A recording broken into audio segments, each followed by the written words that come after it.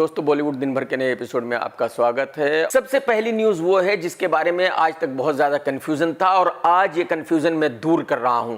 कुछ लोग कह रहे थे कि अक्षय कुमार ने सन्नी देओल के पैसे बैंक को दिए हैं, कुछ लोग कह रहे थे कि नहीं दिए हैं। फाइनली आज मैं 100% कंफर्म करके आपको ये बता रहा हूं कि बैंक ऑफ बड़ौदा का पैसा अक्षय कुमार ने पे किया है जो सन्नी देओल ने पे करना था, और सन्नी देओल ने प्रॉमिस किया है 6 महीने के अंदर वो पैसा अक्षय कुमार को लौटाने का। और अगर आप ये जानना चाहते हो कि भाई अक्षय कुमार ने सन्नी देओल के बंगले को बचाने के लिए पेमेंट क्यों किया, तो वो कनेक्शन कुछ ऐसा है कि अक्षय कुमार की वाइफ है ट्विंकल, ट्विंकल है डिंपल कपाड़िया की बेटी, और डिंपल कपाड़िया और सन्नी देओल बेस्ट फ्रेंड है, या कुछ और कह लीजिए, ये आपकी मर्जी है। आज की दूसरी खबर है अजय देवगन के बारे में। आप सभी जानते हैं कि अजय ने अपना प्रोडक्शन हाउस बंद कर दिया है।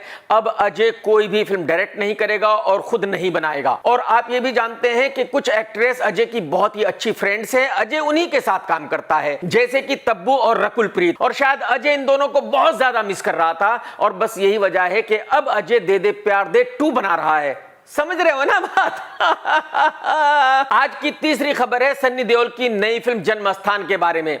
यह खबर मैंने ही दी थी कि जल्दी ही सन्नी देओल इस फिल्म को करने वाला है, लेकिन अब यह प्रोजेक्ट खटाई में पड़ गया है। और उसकी वजह यह है कि सन्नी देओल 50 करोड़ रुपए मांग रहा है, और जो कंपनी वायाकॉम इस फिल्म का निर्माण कर रही है वो 50 करोड़ रुपए देने के लिए तैयार नहीं है। उनका ऐसा मानना है कि गदर 2 हिट हुई है, ये एक तुक्का है, आगे सन्नी देओल की कोई भी फिल्म इतनी बड़ी हिट नहीं हो सकती, तो वो 50 करोड़ रुपए सन्नी देओल को नहीं दे सकते। तो ऐसा लगता है कि शायद अब यह फिल्म चालू ना हो, क्योंकि सभी जानते हैं कि सन्नी देओल बहुत ही जिद्दी आदमी है। अगर उसने 50 करोड़ रुपए मांग लिए हैं तो मांग लिए हैं। अब सन्नी देओल फीस कम नहीं करेगा, और अगर वो फीस कम नहीं करेगा तो फिर यह फिल्म नहीं बनेगी। दोस्तों आज की चौथी खबर है फिल्म जवान के बारे में। गए फ्राइडे को फिल्म की एडवांस बुकिंग चालू हुई थी, और पहले ही दिन इस फिल्म के 3 लाख टिकट बिके। कितने भाई साहब?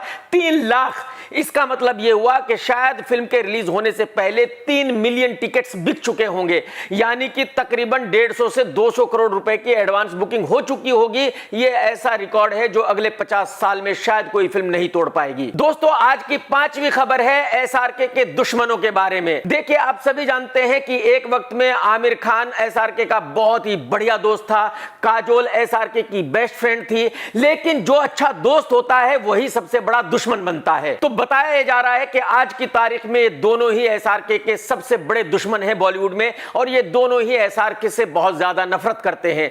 और यही वजह है कि इन दोनों ने एक व्हाट्सएप ग्रुप बनाया है, और उस ग्रुप के द्वारा फिल्म जवान की बुराई की जा रही है, निगेटिविटी फैलाई जा रही है। यानी कि ये दोनों ही पूरी कोशिश कर रहे हैं कि एसआरके की फिल्म जवान सुपर डुपर डिसास्टर हो जाए, लेकिन कुछ हो नहीं सकता, क्योंकि ये फिल्म एडवांस बुकिंग चालू होने के दिन ही ब्लॉकबस्टर हो चुकी है। अब इसे कोई रोक नहीं सकता। ये एक ऐसा तूफान है कि किसी के बस में नहीं आ सकता। अब दोस्तों आज की 6ठी खबर है समीर वानखेड़े और एसआरके की दुश्मनी के बारे में। आप सभी जानते हैं कि एसआरके ने अपनी फिल्म जवान में एक डायलॉग रखा है, जहां एसआरके कहता है कि बेटे पर हाथ डालने से पहले बाप से बात कर। और सभी का यह कहना है और पूरी तरह मानना है कि एसआरके ने यह डायलॉग समीर वानखेड़े के लिए ही रखा है, और यह बात समीर वानखेड़े भी अच्छी तरह समझता है। यही वजह है कि समीर ने भी ट्विटर पर एक ट्वीट करके एसआरके को इशारों ही इशारों में जवाब देने की कोशिश की है। समीर ने कहा है कि ना मैं झुकूंगा और ना ही मैं डरूंगा, लेकिन जितना मैं एसआरके को जानता हूं, एसआरके समीर वानखेड़े को कभी माफ नहीं करेगा। एसआरके अपना बदला जरूर लेगा। अब देखने वाली बात होगी कि कितने वक्त में एसआरके बदला ले पाएगा या बदला नहीं ले पाएगा। दोस्तों आज की 7th खबर है प्रभास की फिल्म सलार के बारे में। यह फिल्म पोस्टपोन हो गई है और अब 2023 में रिलीज ना होकर 2024 में रिलीज होगी। लेकिन आप ये पूछेंगे कि भाई पोस्टपोन हुई क्यों?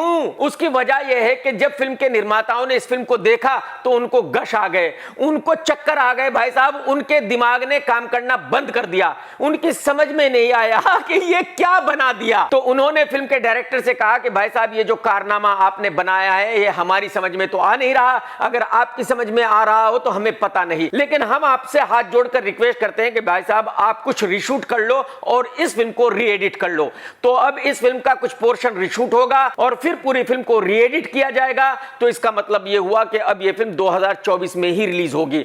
मैं यहां आपको यह बता दूं कि प्रभास का रिकॉर्ड बहुत ही ज्यादा खराब है। पिछले 5 साल में प्रभास एक भी अच्छी फिल्म नहीं दे पाया आया है। प्रभास की फिल्म एक के बाद एक वाहियात आती जा रही है, घटिया आती जा रही है और यही वजह है कि प्रभास का स्टारडम भी कम होता जा रहा है। आज की 8वीं खबर है अनिल शर्मा और गदर 2 के बारे में। अनिल शर्मा का यह कहना है कि वो इस फिल्म को ऑस्कर अवार्ड के लिए भेजेंगे। अनिल भाई माफ कर दो भाई साहब, इतना बड़ा मजाक ना करो गुरुजी। अरे भाई साहब, आपकी फिल्म हिट हो गई, पब्लिक ने देख ली, पब्लिक ने इस फिल्म को एक्सेप्ट कर लिया, इतना ही काफी है। अनिल जी, मैं यहां आपको याद दिलाना चाहता हूं कि आपके दोस्त राम गोपाल वर्मा ने आपकी फिल्म देखी और उसने कहा कि भाई आज तक मैं भगवान पर विश्वास नहीं करता था, लेकिन अब मैं मानता हूं कि भगवान है। अगर भगवान ना होता तो फिर यह फिल्म कैसे चल सकती है? आप अंदाजा लगाइए कितनी कमाल की फिल्म है आपकी। तो भाई साहब, आप इस फिल्म को ऑस्कर में भेज के इंडिया का नाम बदनाम मत करो, क्योंकि इस फिल्म को देखने के बाद ऑस्कर वाले सोचेंगे कि शायद इंडिया में ऐसी ही घटिया फिल्में बनती है।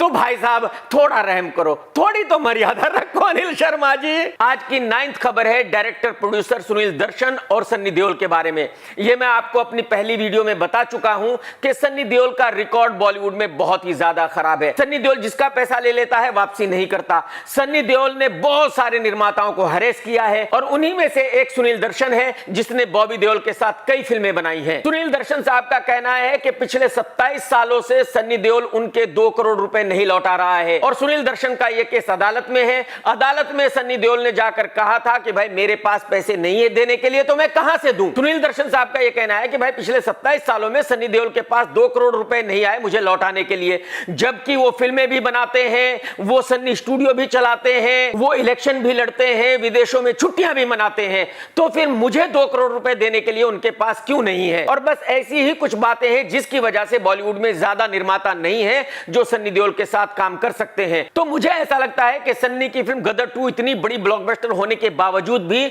शायद सन्नी को अगली फिल्म मिलना बहुत मुश्किल होगा, क्योंकि बॉलीवुड में कौन है ऐसा निर्माता जो सन्नी देओल को झेल पाएगा, सन्नी देओल के साथ फिल्म बना पाएगा। आज की 10th खबर है रिया चक्रवर्ती के बारे में। वही रिया जो सुशांत सिंह राजपूत की गर्लफ्रेंड हुआ करती थी, वही रिया जिस पर इल्जाम लगा था कि उसने सुशांत सिंह के साथ कुछ गलत किया है। आज की तारीख में रिया एक बहुत ही अमीर आदमी निखिल कामत को डेट कर रही है। यह निखिल कामत शेयर मार्केट का बंदा है और इससे पहले मानुषी चिल्लर को डेट कर रहा था। यानी कि इस लड़के को बॉलीवुड का बहुत शौक है, हीरोइनों से दोस्ती करना इसको बहुत अच्छा लगता है और हीरोइनों को डेट भी करता है, क्योंकि पैसे तो है, जाहिर सी बात है, और जिसके पास पैसे हैं वो हीरोइनों को डेट कर ही सकता है। आज की 11वीं खबर है फिल्म बॉर्डर 2 के बारे में। अब यह सुना जा रहा है कि भाई जेपी दत्ता साहब जल्दी ही बॉर्डर 2 बनाने वाले हैं, लेकिन अगर सन्नी देओल का स्टेटमेंट सुना जाए तो मुझे ऐसा लगता है कि यह फिल्म नहीं बन सकती। सन्नी देओल ने ऑफिशियली कहा है कि भाई जेपी दत्ता साहब इस फिल्म को 2015 से बनाते आ रहे हैं।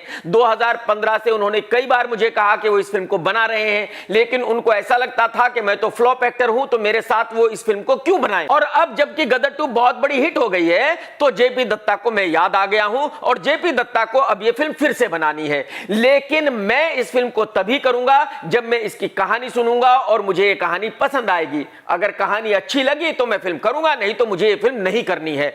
तो मुझे ऐसा लगता है कि दोनों के बीच में इतनी ज्यादा खटास आ गई है कि अब इस फिल्म का बनना नामुमकिन है। दोस्तों, आज की 12th खबर है एसआरके के बारे में। आपको याद होगा जब फिल्म पठान रिलीज हो रही थी तो उससे पहले एसआरके वैष्णो देवी मंदिर गए थे मत्था टेकने के लिए, और अब जब उनकी अगली फिल्म जवान रिलीज हो रही है तो उन्होंने फिर वही किया है, वो वैष्णो देवी जाकर आए हैं, मत्था टेक कर आए हैं। यानी कि वो वैष्णो देवी में मन्नत मांग कर आए हैं कि उनकी फिल्म सुपर डुपर ब्लॉकबस्टर हो जाए। अब यहां छोटी सी प्रॉब्लम यह है कि जो मौलवी मुल्ला है वो ये कहते हैं कि भाई मुसलमान बुत परस्ती नहीं कर सकता, मुसलमान मंदिर में जाकर मत्था नहीं टेक सकता। तो बहुत सारे मुसलमान एसआरके को क्रिटिसाइज कर रहे हैं। मुझे नहीं लगता कि ऐसा करना चाहिए। एसआरके की मर्जी है, वो चाहे मंदिर जाए, चाहे मस्जिद जाए, चाहे गिरजाघर जाए। तो अगर एसआरके को किसी भी भगवान पर फेथ है तो उनको उसको मानना चाहिए। दोस्तों, आज की 13th खबर है साउथ के एक्टर विजय एनाकोंडा के बारे में। आप सभी को पता है कि वो अपने आप को पैन इंडिया सुपरस्टार मानता है, जबकि वो पैन इंडिया घटिया स्टार भी नहीं है। तो भाई साहब, विजय एनाकोंडा और खिजौनी समांथा की एक फिल्म रिलीज हुई है जिसका नाम है खुशी।